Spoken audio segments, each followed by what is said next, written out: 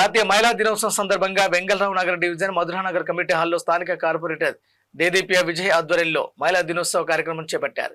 మహిళలు కలిసి కేక్ కట్టి సంబరాలు నిర్వహించారు. ఈ కార్యక్రమానికి వచ్చేసిన మహిళలకు సన్మానం చేసి కానుకలు అందించారు. ముఖ్య అతిథులుగా Yousufguda circle 19 deputy commissioner Zakia Begum, GHMC మరియు ఆశా వర్కర్లు, మహిళా పోలీసులు భారీ ఎత్తున మహిళలు పాల్గొన్నారు.